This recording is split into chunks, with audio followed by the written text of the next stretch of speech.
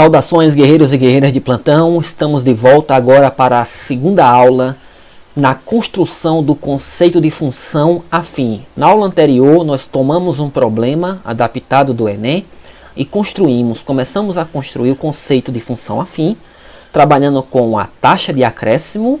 No problema, é claro que essa taxa ela pode ser de acréscimo ou de decréscimo. No problema anterior foi uma taxa de acréscimo, também conhecida como taxa de variação.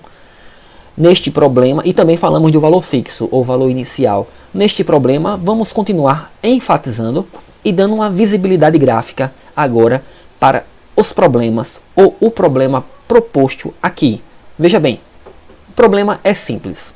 O preço P do trabalho de um pintor é dado em função S da superfície a ser pintada, mais R$30 fixo.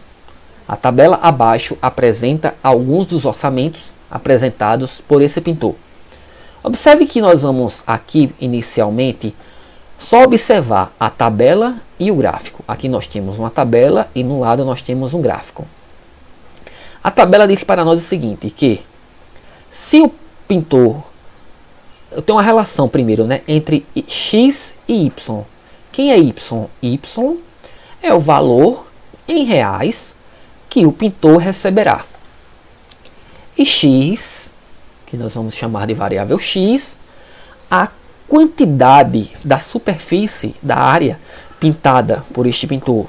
Ou seja, se o pintor ele não pinta aqui, ele tem um valor inicial de R$30.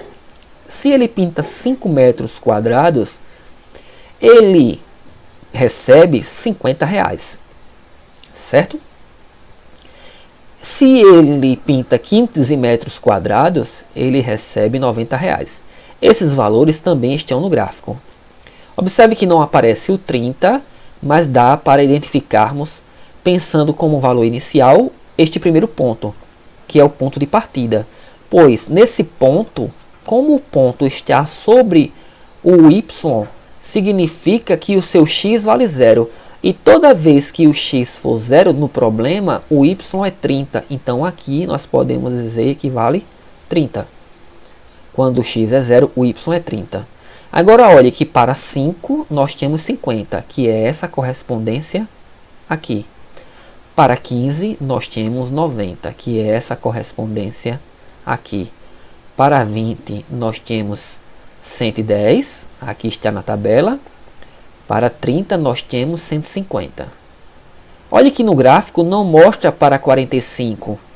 Nem aparece 45, nem aparece 210. Isso porque eu não continuei, mas poderia ter continuado. Parar aqui não significa que o gráfico parou. Não, o gráfico continua. O comportamento da função ele permanece. A grande questão é que eu já achei suficiente e necessário o que eu tenho aqui de informação. Agora vamos lá. Continuando aqui, vamos apagar aqui. Vamos analisar o que faz a pergunta. Analisando as variações em X, que é o ΔX, e as variações em Y, que é o ΔY. Aqui é ΔY. Quais as conclusões que podemos tirar? Feras, olha só.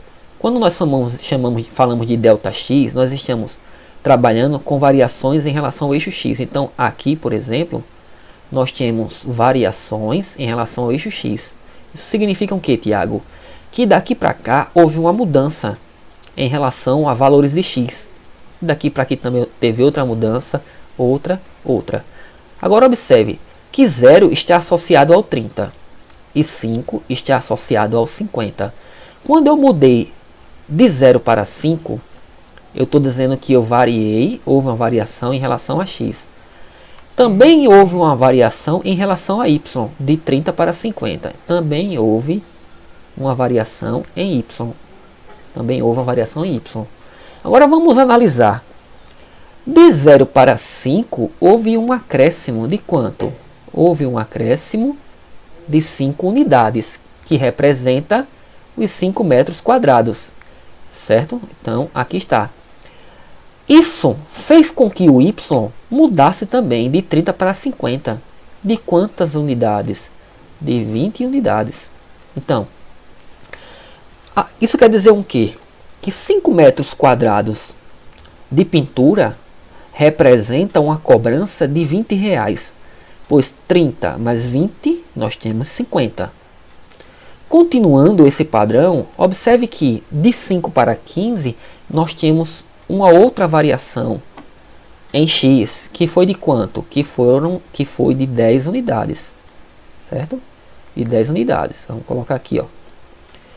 Isso significa também uma variação em Y.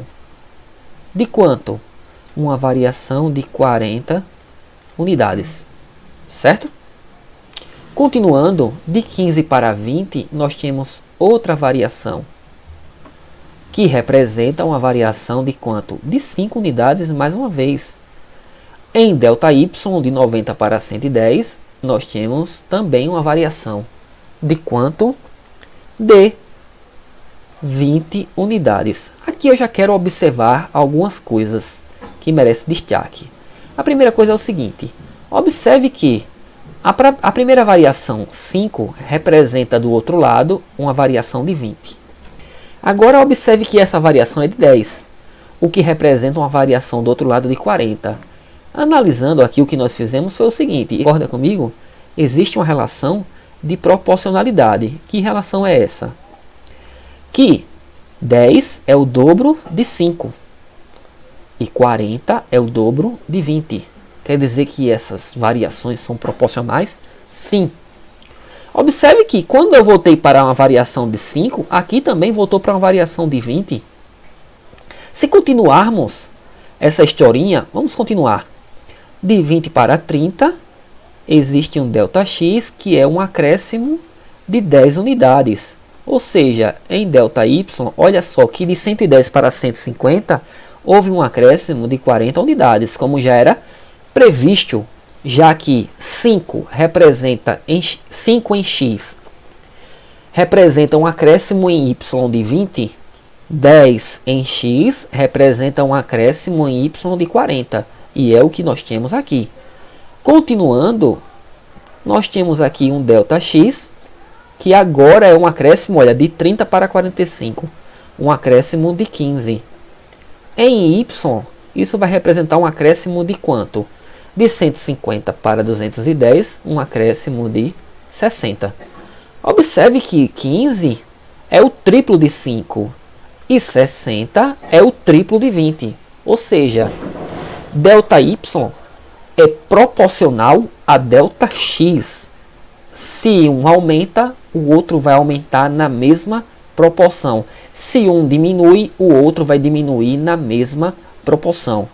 Então, o que nós podemos tirar de conclusão é que ΔY e ΔX, vamos colocar aqui, ó, ΔY e ΔX são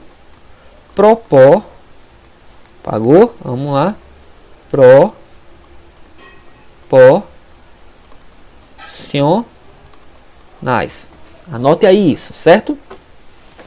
Isso é o que nós podemos concluir. Isso pode também ser observado através do gráfico. Como, Tiago? Da seguinte maneira. De 5, observe aqui, de 0 para 5, nós temos um acréscimo de 5 unidades. Eu não vou colocar o sinal de mais aqui, mas quando eu coloco sem o sinal significa que é um positivo, estou acrescendo. Ou seja, se eu sair de 0 para 5, na variável x, significa que na variável y também houve um acréscimo de quanto? De 20 unidades. Observe que de 5 para 15, agora eu tenho um acréscimo de quanto? De 10 unidades. O que representa na variável y também um acréscimo, só que de quanto? 40 unidades. Observe que tudo isso já está na tabela. De 15 para 20, houve um acréscimo de 5 unidades, o que representa em y, de 90 para 110, um acréscimo de quanto? 20 unidades, como nós já colocamos na tabela, de 20 unidades, certo? De 20 para 30, um acréscimo de 10 unidades. Então, de 110 para 150, um acréscimo de 40 unidades. Então, o que nós temos é uma relação de proporcionalidade. Agora o que eu quero aqui é responder o seguinte: e para cada 1 metro quadrado, esse vendedor, se ele pintar 1 metro quadrado, quanto ele vai receber? Lembre-se que fixo ele recebe 30. Então já vamos destacar aqui esse 30. Mas ele terá que receber um certo valor, que nós não sabemos, por 1 metro quadrado. Eu sei o seguinte, que para cada, vamos tentar colocar isso de maneira sistemática aqui. Nós temos ΔX e nós temos ΔY. Para cada 5 unidades, para cada 5 metros acrescido em X, para cada 5 metros quadrados pintados, esse pintor ele recebe R$20. Isso está na nossa tabela. Para cada 5 ele recebe 20. Ou também eu poderia pegar para cada 10, ele recebe 40. Agora olhe, se para cada 5 metros quadrados pintados ele recebe R$20, para cada 1 metro quadrado ele vai receber quanto? Observe que basta dividir 20 por 5, que vai dar R$4. Isso, o que está sendo feito é uma divisão por 5 de um lado e por 5 do outro. Se eu divido aqui por 5 e também divido aqui por 5, o que eu chego é justamente nos R$4. E esses R$4 representa para nós o que? A taxa de acréscimo. E o que é a taxa de acréscimo? É o que esse pintor irá ganhar por cada 1 metro quadrado pintado. Essa taxa de acréscimo também é chamada de taxa de variação. E essa taxa de variação ela é percebida à medida que você faz o X variar uma unidade. Olha só, uma unidade. Que no primeiro problema, o vendedor ganhava R$3 para cada um produto vendido. Se você não assistiu ainda a aula anterior, você volte e assista para entender o que eu estou falando agora, certo? E anote, para que você, muitas vezes, já que assistiu, não precise recorrer mais ao vídeo, já tem as suas anotações. Então, aqui nós temos uma playlist que é uma construção didática de tudo que eu tenho sobre função afim, enfatizando na resolução de problemas, certo? Se preocupando com a resolução de problemas, ok? Então, esse 4 representa para nós a taxa de variação. E ele está dizendo o quê? Olha, que para cada uma unidade deslocada, deixa eu apagar aqui, tá?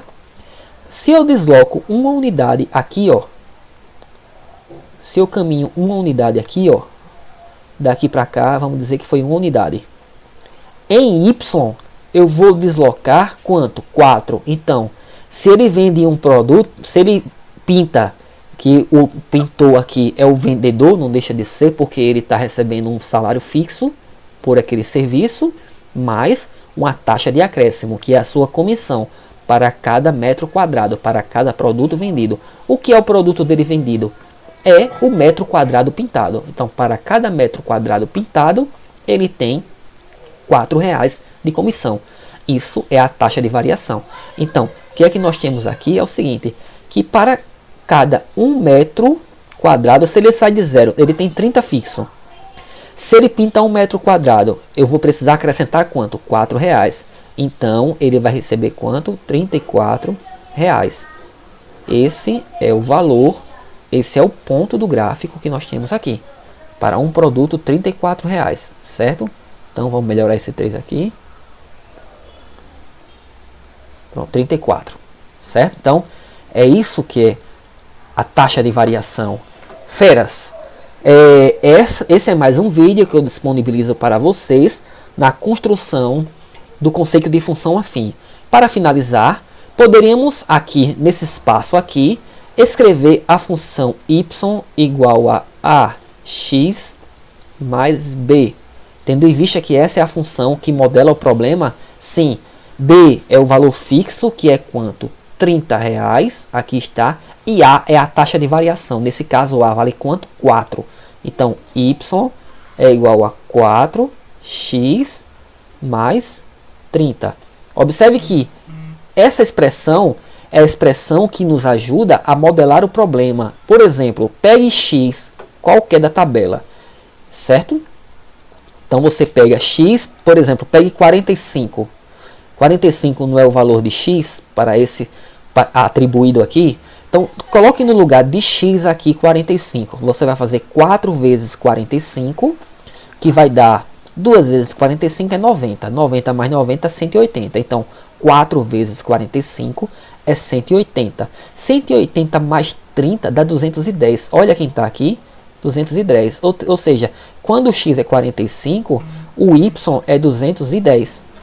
Desta forma, você tem um modelo matemático que não vai precisar, por exemplo, se esse pintor, se ele pintar 800 metros quadrados, você vai ficar fazendo tabelinha ou você vai continuar desenhando esse gráfico? Se o problema der ou a tabela ou o gráfico para você? Não. Você descobre a modelagem, você modela, você descobre qual é a expressão matemática que descreve o fenômeno, que nesse caso é esse problema, e a partir deste modelo, desta expressão, você calcula o que você quiser. Você calcula o salário do pintor para qualquer quantidade x de metros quadrados pintados por ele. Ou ao contrário, dado o salário do vendedor, do pintor, você pode descobrir o quanto que ele pintou, a metragem, o metro quadrado, a quantidade de metros quadrados que ele pintou, que é o x. Então, essa é uma expressão matemática que modela, que generaliza a situação aqui colocada. Certo, fera? É isso aí. Se você gostou dessa aula, deixa o seu like, mete o dedão naquele like lá, certo? Ativa o sininho e fica ligado nas próximas aulas que nós vamos dar um estudo completo de função afim, certo? Do simples ao aprofundado. Valeu, fera, e até a próxima.